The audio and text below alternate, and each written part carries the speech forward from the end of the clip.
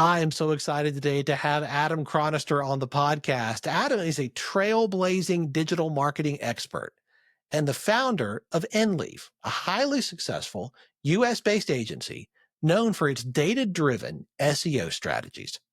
With over a decade of experience, Adam has propelled major American brands to significant growth, boosting revenues from modest beginnings to millions of dollars monthly. His innovative approach to search engine optimization and marketing automation have earned him recognition in prestigious outlets like MarketWatch, Wired, and the Wall Street Journal. A sought-after speaker, Adam frequently shares his insights on topics ranging from AI in marketing to online privacy and cryptocurrency, blending entrepreneurial vision with a passion for empowering businesses to thrive in the digital age. Adam, I'm so glad you're here. Thanks for being on the show. Yeah, thanks for having me. I'm looking forward to our conversation. I am as well. Welcome to Catalytic Leadership, the podcast designed to help leaders intentionally grow and thrive. Here is your host, author, and leadership and executive coach, Dr. William Attaway. I would love to start with you sharing a little bit of your story with our listeners, Adam, particularly around your journey and your development as a leader. How did you get started? Well, I mean, honestly, a lot of it started right out of college. My background is in software development, at least educationally. That's how I got my started. So I have a background or a degree in computer science. But I got about 3/4 of the way through my degree. I don't know if anyone has had this experience and then kind of realized, like, I don't know if this is the trajectory for me. At least staring at code and terminals all day, right? And nonetheless, I was 3 feet deep in the midst of it, and so I finished out my degree. Luckily, landed a job at a software development startup as a project manager. And honestly, it was that opportunity, I think, that really opened my eyes to the idea that I could work in the industry without having to necessarily, put all my efforts towards writing code specifically. And I still to this day very much love all things, web design, development, creativity, and then of course marketing, right? It was this same opportunity at kind of a nimble startup where they had no marketing presence. At the time, platforms like Twitter, now X, were very new. And I just kind of, naturally gravitated towards this idea of, marketing online. And the company at the time I was working for, they were doing some cool stuff in the gaming space, doing some conferences. But, I went to the owners, my bosses at the company, and said, hey, I know you guys aren't doing anything in the realm of marketing. I've been dabbling around with this digital marketing stuff, and I'd love to maybe try out my hand at some campaigns. And, if you've ever been in a startup and, volunteer, usually, if they're nimble, they'll just say, yeah, go for it, have fun. And that was kind of the beginning of the trajectory for me, right? That really kind of compelled my interest to take things even further, be it, running an agency, focusing on digital marketing, all of everything within that arena, essentially. So what kind of clients do you work with in Enleaf? We work with a pretty broad set of clients, quite honestly. Honestly, you name the industry, we've probably worked with it, right? Everything from SaaS to SMBs. We do offer a fair amount in the vacation rental industry. So while we don't specifically niche on any given industry, we have kind of carved out, I think, a name in that particular space, just because you do a good project and good work, and the word gets out, right? And especially in industries like that, they're pretty tight knit, and so yeah, we've done a lot in that space. But honestly, just about anything in the realm of search marketing, we've done it and worked with clients. We end up doing a lot too in the industrial contracting space. Again, that's another one of those case studies where word gets out that you did a good job for company Y. Somebody moves along and brings you into the fold. And so we get a lot of business from, both existing clients and then clients that have moved on to other companies and want us to do the same thing we did, maybe in their prior endeavor. So, you've been in the agency and in the marketing space for a minute, and you have seen a lot of fads and trends come and go, things expand and change. As you look across the field today, or look across the game board, where do you see the pieces moving? What are the trends that you're seeing headed our way? I mean, I think we've seen a fracturing of marketing channels for some time now, right? Yeah. And I don't see that. I think in some respect changing.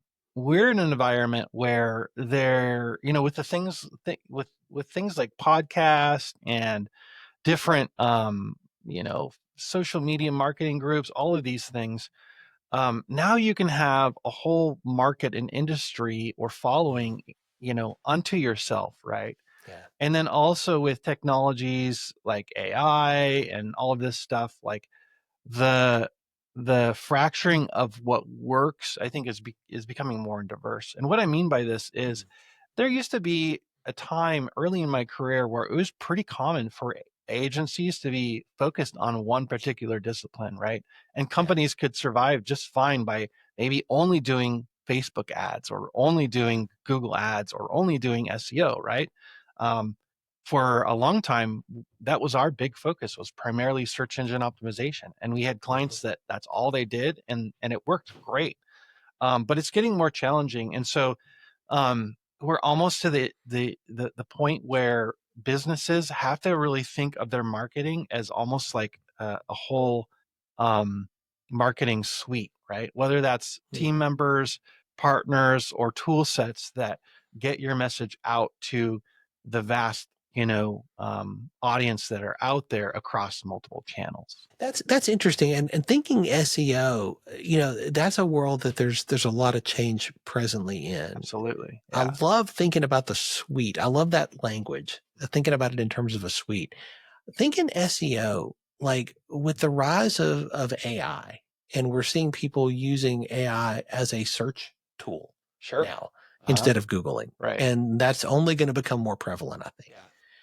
What are you seeing the changes that agencies or in the whole marketing field needs to be thinking about when it comes to SEO? Yeah, well, it's definitely changing the arena, the environment, so to speak. For those of us in the West that already have AI overviews, for instance, in Google, you'll see that the search results are changing quite a bit, right? Now, one of the very first things you see at top of the fold is those AI overviews, right? And so everything else gets pushed down, even Google Ads. Google Ads used to be the very top aspect of search. And now most search queries, that's position 2, right? Position 3, if you're doing a local search, is going to be Google Maps. And now position 4, a lot of times is like, going to be like sites like Reddit. And then your traditional organic results are completely below the fold, right? Yeah. And so yeah, the environment is changing. The other way I like to look at all of this, really, though, is I like to think of it as digital real estate. And our goal as business owners, as marketers, is to really absorb as much digital real estate as we can, whether that's specifically in the search results or taking that further and getting visibility across social media channels or some combination of the two of those, right? But yeah, we're seeing AI start to swallow up a percentage of click-through rates for a lot of websites. We've seen, click-through rates for a lot of sites go essentially in half. We're seeing challenges with attribution right now. A lot of that organic traffic that is being intercepted by AI is now, primarily direct, in some cases, referral traffic. And then the attribution on that is a little bit more challenging than it used to be.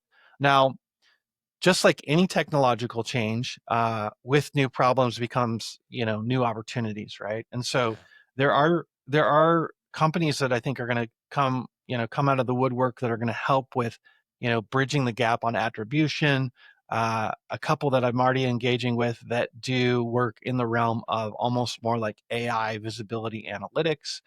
But yeah, it's a changing tide for sure. Google, for instance, just announced that their Google Search Console tool is soon going to have some kind of AI attribution, but it's not there yet.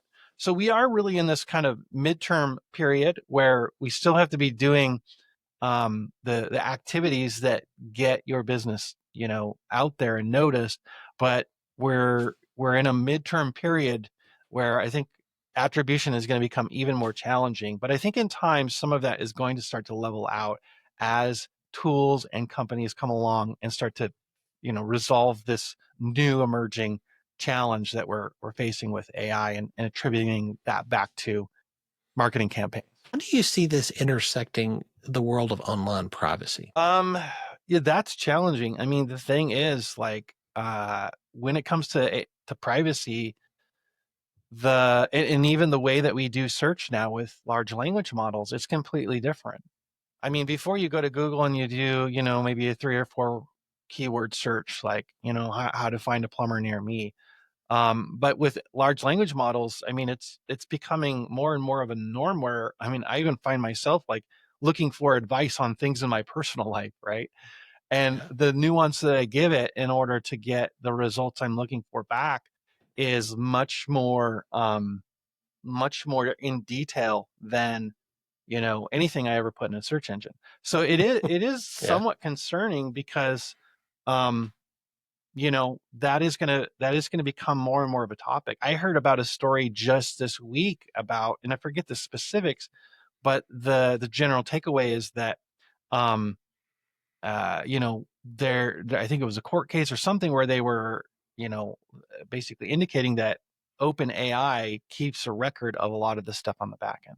So just like, legal agencies have gone in and subpoenaed Google for search results, I imagine it's just a matter of time if that hasn't already happened where, law agencies are going to be able to subpoena OpenAI for your search query results and get much more nuanced information about you, right? One of the things that I like to do almost just for fun, in fact, I just posted something like this here recently on Facebook, was asking ChatGPT things like the following. You can ask, get a prompt like, given everything you know about me, what are some of the shortcomings that you see about me that I don't see about myself?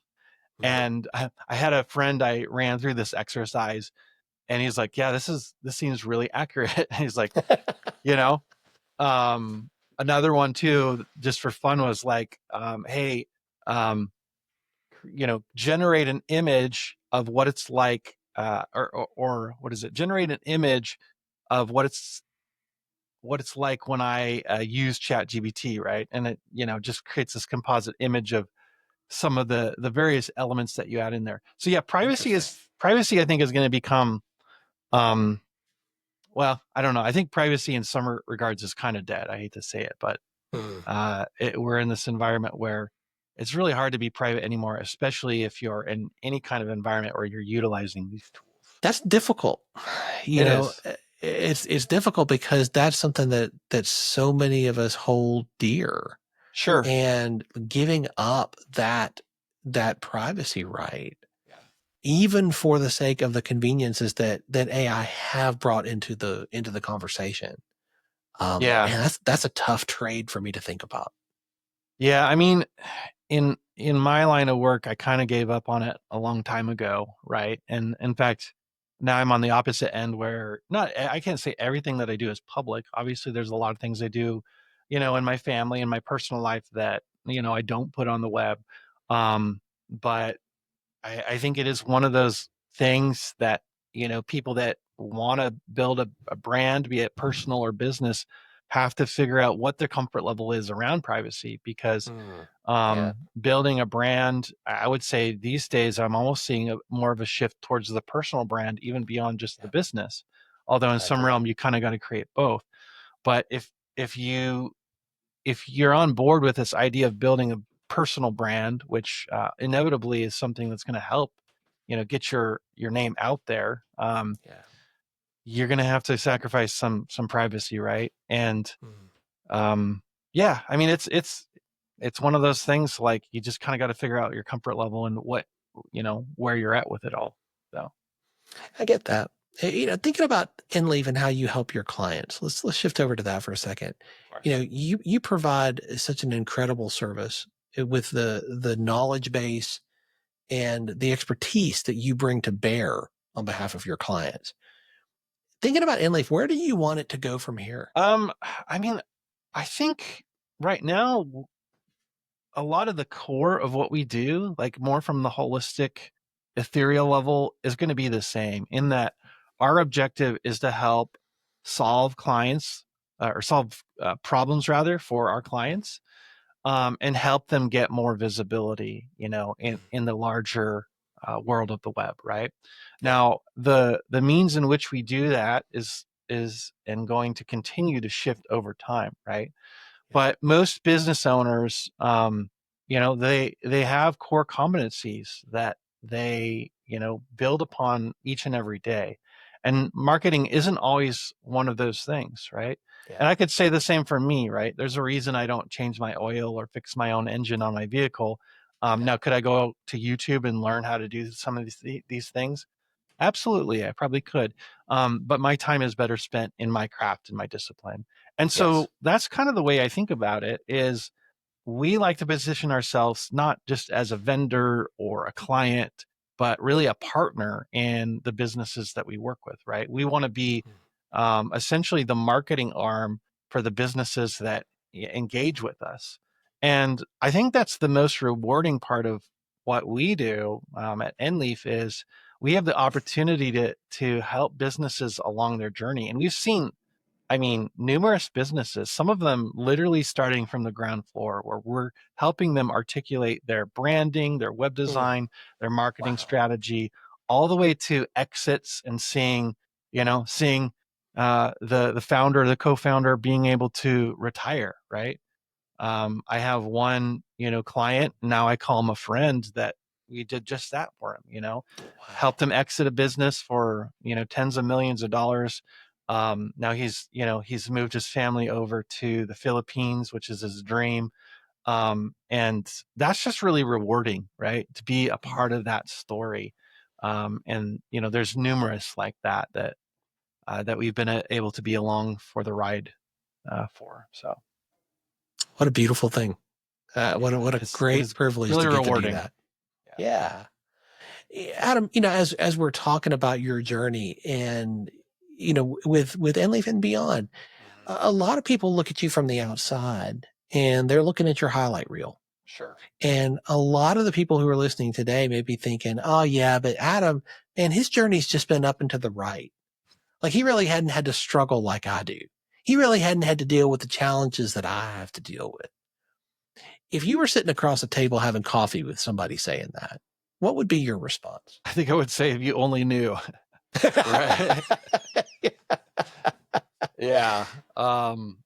Yeah. I think that's the trap. I think that's the dark side of social media, and you see the same thing. People say the same thing about, and trust me, I'm nowhere close to people like Mark Zuckerberg or Elon Musk, or these figures. So I don't even want to make that comparison, but people do the same thing with figures of that stature, thinking like, oh, it must be nice. Right. But what they don't see is, like, the road of trudgery that often, foreruns that. Right. And also on the flip side, I don't think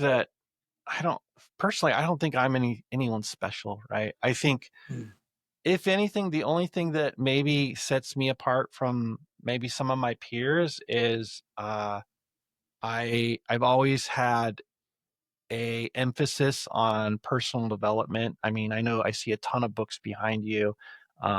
In my office, I have a pretty large bookshelf. And so I have always been a constant learner, even though I was in school. I was a horrible student. And actually, that's part of my story. Like, all throughout high school, I struggled. I was, I was a CD student, and then somewhere along the way, I married a teacher, and she's, kind of looking at me, with the stink eye and like, okay, you got to go back to school. Right. And, being somebody, for instance, that struggled with like attention deficit and learning disabilities in high school, the idea of going back to college, let alone trying to get into software development, like I had, I don't know what I was thinking, but hindsight, is 2020, and I'm better for it, And so I think that's the key for anyone's that's like, well, how do I better myself? Maybe they're early in their trajectory. I would say the cliche, but that also really holds true is like invest in yourself first, right? I think if that's your life motto, like you're gonna get further than you would otherwise. And so that's what I attribute most of my success to, is just that willingness to be able to learn and to be hungry to develop myself, regardless of what that looked like. But yeah, there were lots of periods where I didn't know, the trajectory that I'd be on today was even possible for myself. So thinking about that trajectory and the habits and the rhythms that you have, your business, I mean, Enleaf needs you to lead at a higher level today than it did 3 years ago, 5 years ago. Oh, yeah, the same 100%. thing's going to be true 5 years from now. Of course. So, yeah. So what are the rhythms and habits that you have built into your life, or the things that you have done to continue to level up as a leader so that you'll be the leader your team and your clients need in the years to come? Yeah, I think that's the biggest challenge for a lot of business owners.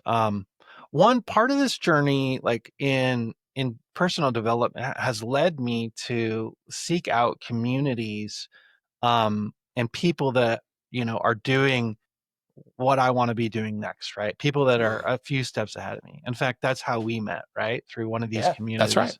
That's right. But that has also led me and pushed me to do things outside of my comfort zone, right? I was at a stage where I was very, kind of one-man band for a while, and I was very nervous about bringing on other team members to the fold, right? Letting go of the reins. And once I got over that fear and then actually implemented it and realized, like, actually, this is an asset, not a deficit, to me and to my business. That's just one of those examples of stepping up that ladder, right? But with that, it's required that I step back. I give up a little bit of control. I put trust into other people as opposed to putting all of that trust in myself, right? As entrepreneurs and business owners, especially in the early stage, it's easy to be comfortable with what you know. It's like, oh, I know this. I know how to do this. I'm good at A, B, and C. But then to give up that ownership and allow others to make mistakes, to learn, to fumble the football, that becomes a whole new challenge, right? And there's so many examples like this, but I think that's the key, is always be growing and figure out what is that next thing that scares you, but that you need to do, right? I think that's the key to growth in and out of business. I think that's brilliant. I love that you shared that. And I really hope our listeners are writing some notes, because there's so much wisdom in what you just said. As you think about your learning and the books that you've read, the things that you have taken in, is there one that stands out that's made a really big difference in your journey that you would say, hey, if you haven't read this, this is one that's worth your time? I mean, there's so many. I don't know that this would be the first book I would recommend necessarily, although it's definitely a good read. But it is, and it's fairly kind of, I guess, outdated, but it was the book that got me started down this entrepreneurial journey, and that's The 4-Hour Workweek. Oh, yeah. That was the first book that kind of opened my eyes to, like, oh, wow, there's a different way to approach life and business outside of, the rat race, right? Yeah. And so, man, I read that book so many times when I was working, working as a typical employee. And it was kind of the model and dream that I always wanted, right? and it's funny, like all the way from the ideas that are in that book. Like one of them was like, pushing the envelope inside of a business to work remote while you're working for another company.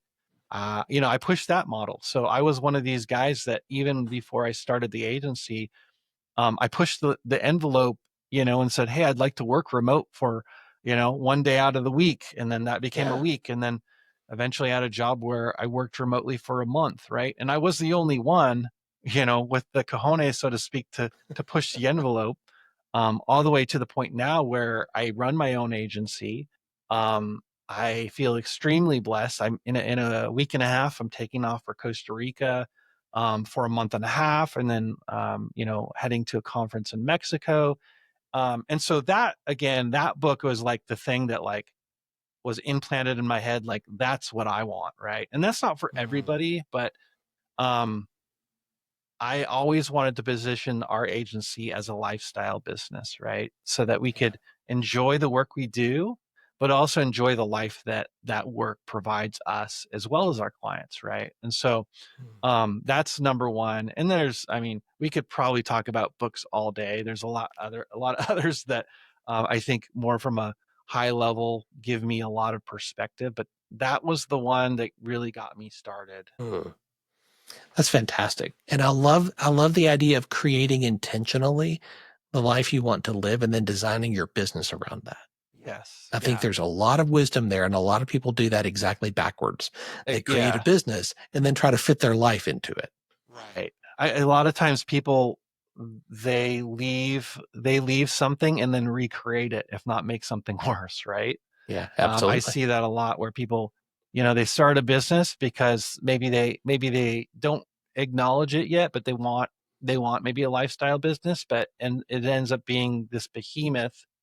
And then they're back, maybe they take on investors, and then they have another boss again, right? Like, and I've been through that, and there is no perfect path, right? There are some people that is their life aim, is they want to have a company with hundreds of people, and that's where they find their joy in providing, this company that maybe is trying to get, publicly traded. I don't fault anyone for that if that is your life mission, but I do think it's important for those that are starting into business to really understand, what do I want this business to do for me? What are my goals? And that was honestly, early on, that was something I was challenged with, because I got all this like noise about, oh, you have to create, what I now understand as a growth business, right? It's to bring on lots of employees and have, a huge office space and, get funding. And that never sat well with me. But I heard somebody once say, like, there's two paths. There's the growth business and the lifestyle business. And both of them are okay. You just have to understand what it is you're going after. And that was the first time I was like, okay, that's, the term I could associate with what I really wanted out of a business, right? So yeah, it's good to define your terms and understand where you want to be in 5 or 10 years with a business. Do you want to run it forever? Do you want to retire it and hand it off to your kids? Or do you want to sell it off someday and have a nice exit, or, or a handful of any other different options? But having some of that foresight, at least as a trajectory, I think is helpful, so that you don't get lost in the business and someday look at yourself and be like, what am I doing here? Right. So true. Adam, this has been such a fantastic conversation, and I could talk to you for another hour just to unpack so much of the wisdom that you have gained so far in your journey. And I know your best is still to come. Our listeners are going to want to stay connected to you, I know, and learn more about you and Enleaf and everything that you're doing. What is the best way for them to do that? Honestly, you can find me pretty easily. We talked about privacy. Yeah, there's not a lot of it with me. So simply, just do a Google search for my name, Adam Chronister. It's fairly unique. Or you can look up Enleaf.